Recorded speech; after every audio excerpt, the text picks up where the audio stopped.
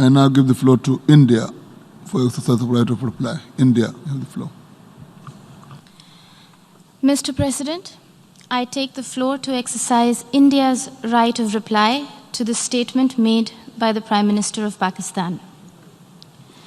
Every word spoken from the podium of this august assembly, it is believed, carries the weight of history.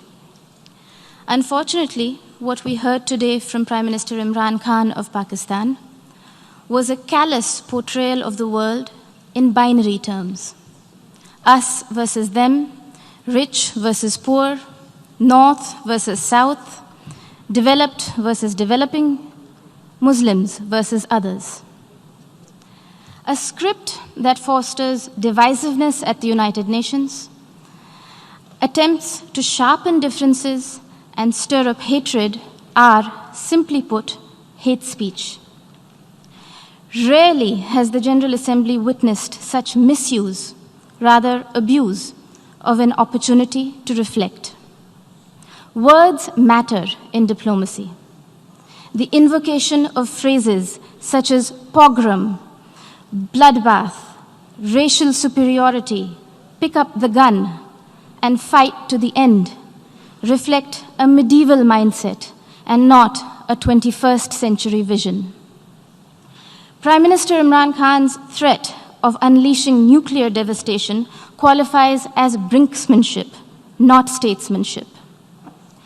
Even coming from the leader of a country that has monopolized the entire value chain of the industry of terrorism, Prime Minister Khan's justification of terrorism was brazen and incendiary. For someone who was once a cricketer and believed in the gentleman's game, today's speech bordered on crudeness of a variety reminiscent of the guns of Dara Adam Khel. Mr. President, now that Prime Minister Imran Khan has invited UN observers to Pakistan to verify that there are no militant organizations in Pakistan, the world will hold him to that promise. Here are a few questions that Pakistan can respond to as a precursor to the proposed verification. Can Pakistan confirm the fact that it is home to 130 UN-designated terrorists and 25 terrorist entities listed by the UN as of today? Will Pakistan acknowledge that it is the only government in the world that provides pension to an individual listed by the UN in the Al-Qaeda and Daesh sanctions list? Can Pakistan explain why, here in New York, its premier bank, the Habib Bank, had to shut shop after it was fined millions of dollars over terror financing? Will Pakistan deny that the Financial Action Task Force has put the country on notice for its violations of more than 20 of the 27 key parameters?